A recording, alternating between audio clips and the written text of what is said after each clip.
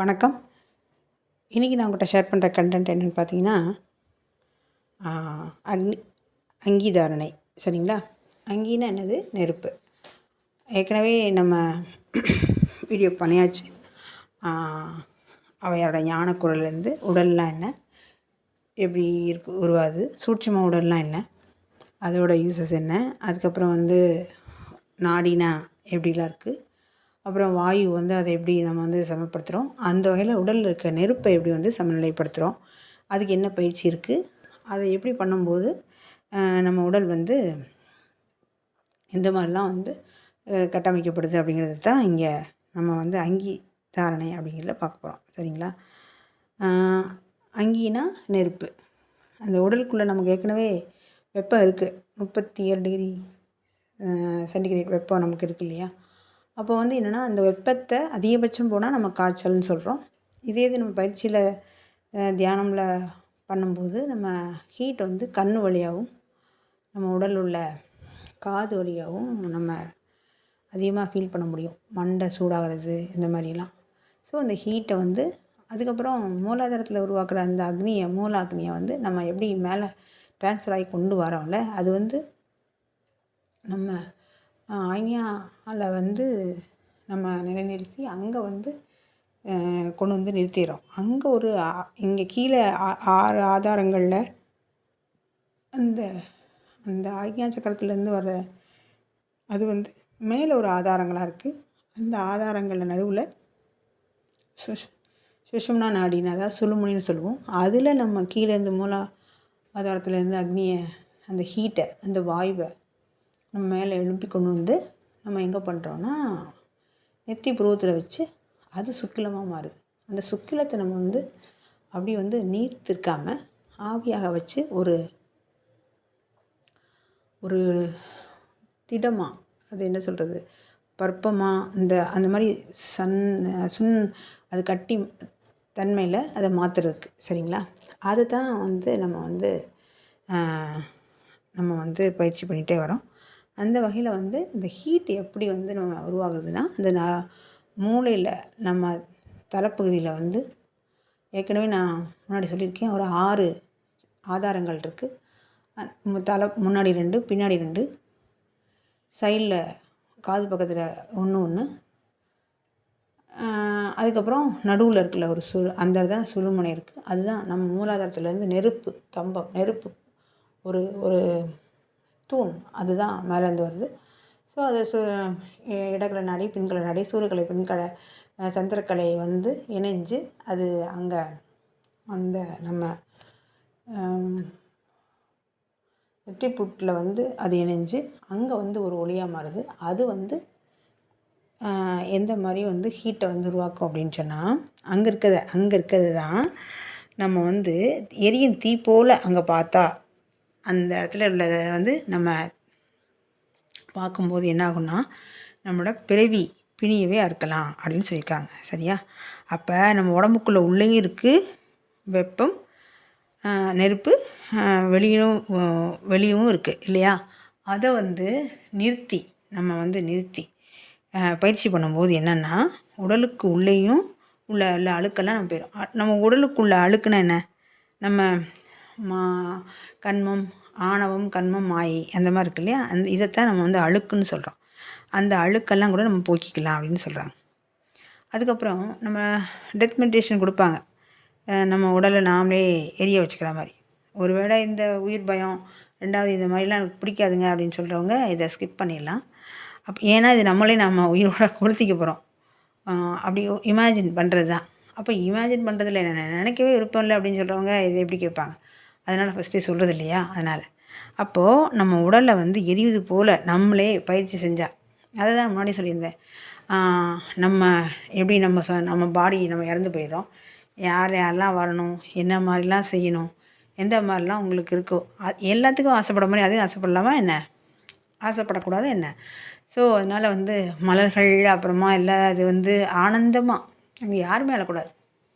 நாமளே சிரிச்சிட்டு சாகிறோம், அப்புறம் எதுக்கு மற்றவங்க பார்த்து அழணும்?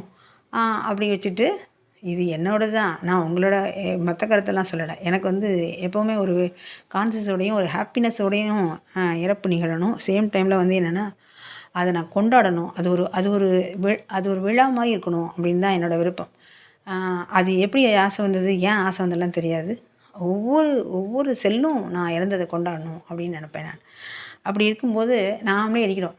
எப்படி எரிக்கிறோம்? காசிலலாம் உடம்போடு இருக்கிறாங்கல்ல, அத பார்க்கும்போது மணிக்கர்ணிகா காட்டுல போய் நீங்க பார்க்கும்போது, உடல்லாம் எரியும்போது பார்க்கும்போது, நானே என்னோட உடல எரிச்சா இப்படி தான் இருக்குமான்னு அப்படி இப்படி கை எரியுது.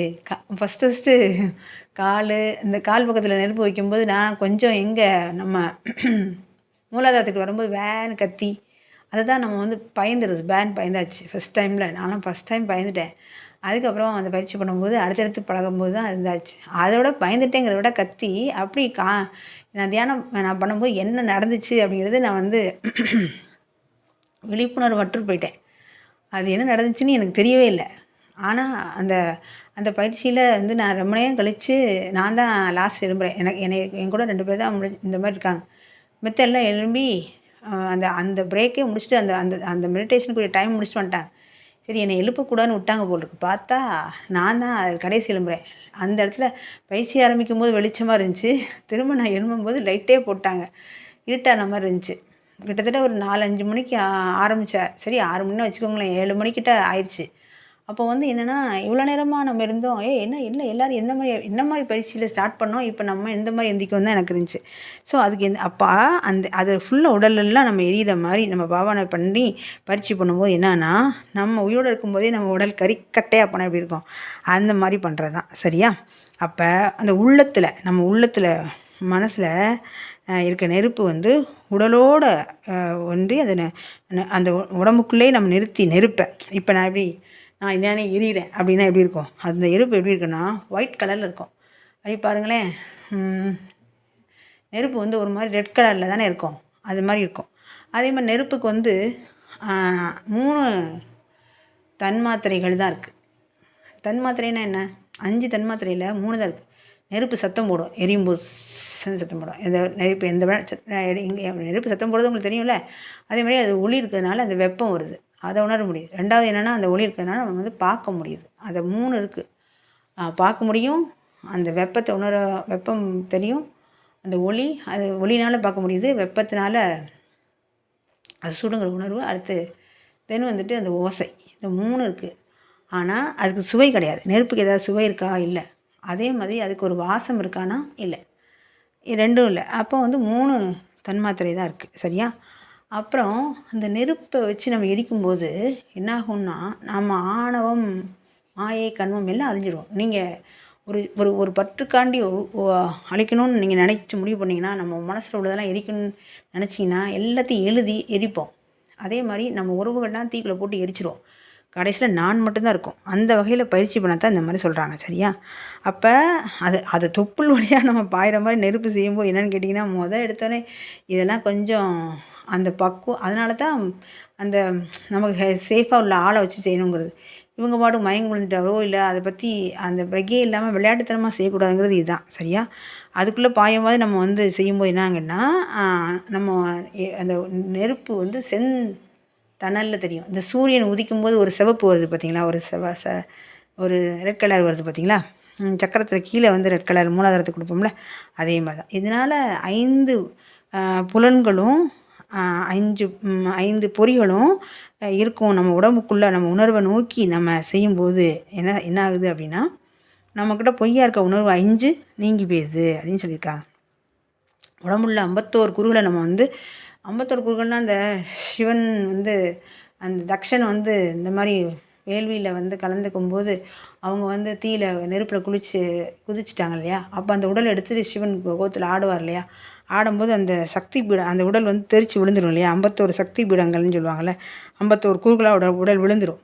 அப்போ 51 அந்த கூறுகள் இருக்குல்ல, அதெல்லாம் நம்ம வந்து கொழுந்து விட்டு எரிகிற மாதிரி சும்மா தகன்னு அப்படி இருக்கும். நல்ல அது என்னது கட்டி நெருப்பு, அது திக்கான நெருப்பு, சும்மா லைட்டாக இல்லை, அப்படி நல்ல நெருப்பில் போட்டு அந்த அந்த அந்த அந்த அழல்னால் நெருப்பு தானே, அந்த அழல் போல் அந்த ஒரு மாதிரி கொழு கொழுன்னு வரும். அது என்ன சொல்கிறது, கொழுந்து விட்டு எரியுது. அது மாதிரி செஞ்சு நம்ம உடலை அப்படி பார்க்கும்போது என்ன ஆகும்னு கேட்டிங்கன்னா, நம்ம தாரணை தானே பண்ணுறோம், இங்கே ஒரு பாவனை தானே பண்ணும்போது என்ன வானுலக ஒளி எல்லாம் ஒளிமயமாக தெரியும்.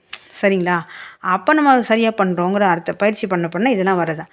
இந்த மாதிரி நான் சொன்னேன்ல, எடுத்தோடனே நெருப்பு வைக்கும்போது நான் கத்தியாச்சு அப்படின்னா, அந்த மாதிரி ஐயோ அப்படின்னு சொல்லி பயப்படுறது, அது அது அந்த மன எழுச்சியை வந்து இது இருக்குல்ல, அதை வந்து நம்ம வந்து அதிகப்படுத்தாமல், அதுக்கு தான் யாராவது ஒருத்தர் வந்து ஓகே இது இப்படி தான் இருக்கும் ரிலாக்ஸ்ன்னு சொல்கிறதுக்கோ, இல்லை இந்த மாதிரி இருக்குன்னு நான் சொல்கிறதுனால, இப்போ என்னோட இது அனுபவத்தை சொல்கிறதுனால நீங்கள் இது பண்ணும்போது இப்படி தான் இருக்குமா சரி அப்படின்னு சொல்லிட்டு அதுதான் நம்ம அந்த அந்த மன எழுச்சியை வந்து நம்ம வந்து அந்த அதிகப்படுத்த விடாமல் பார்த்துக்கிட்டோம்னா, நமக்கு வேண்டிய குறைகளை நாம் வந்து நிறைவாக மாற்றிக்கலாம்.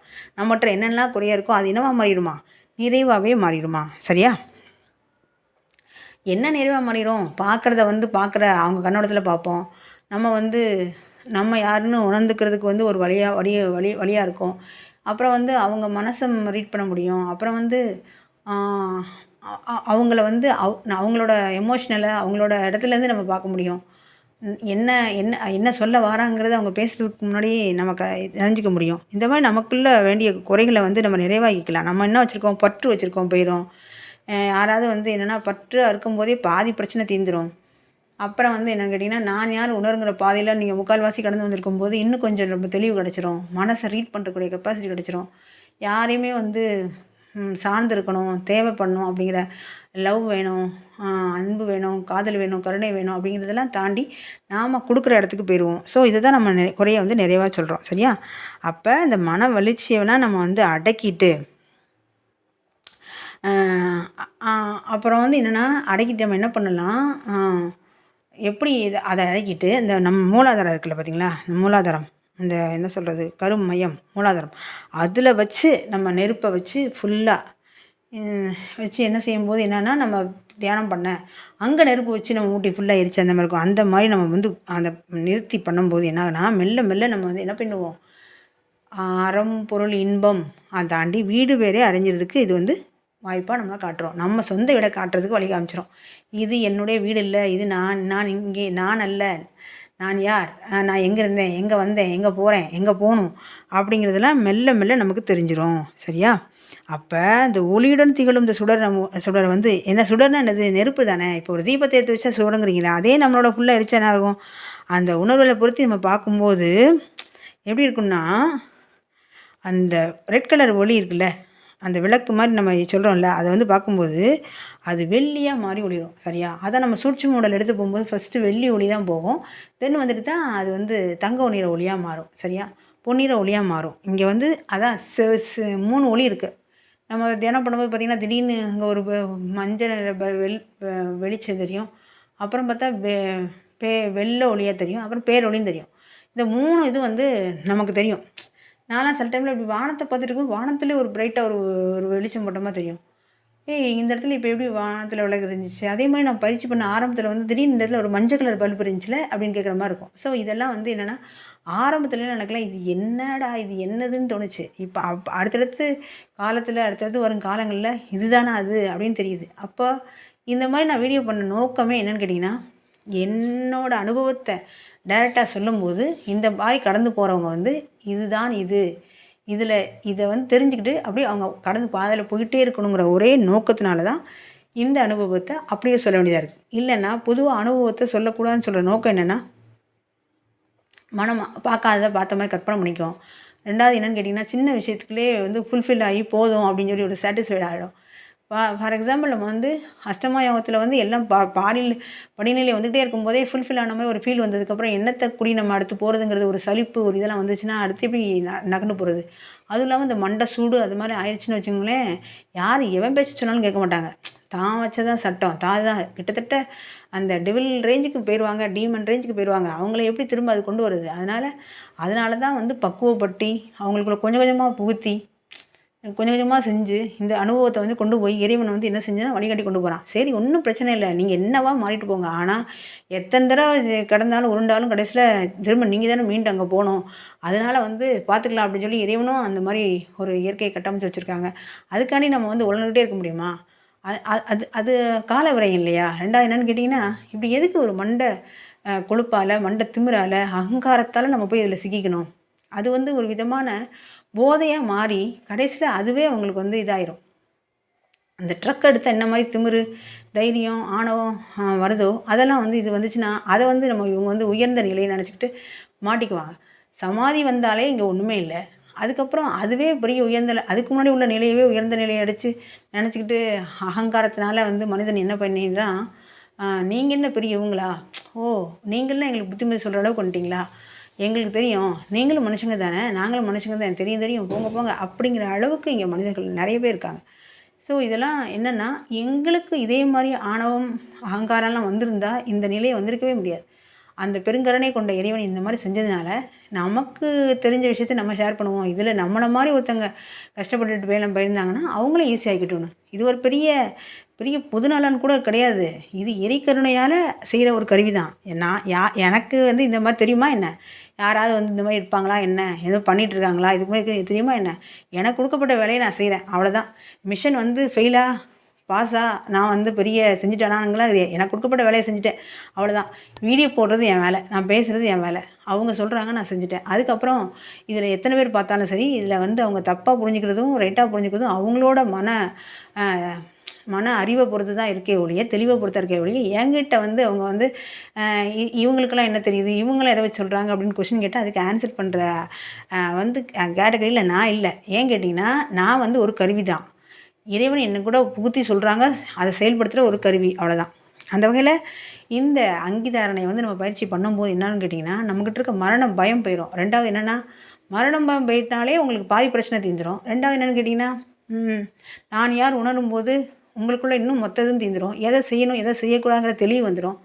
இத விட என்ன வேணும்? வாழ்க்கை ஆனந்தமா வாழ்ந்து போறதுக்கு ஒரு ஒளிமயமான பாதையே நமக்கு தெரியும்.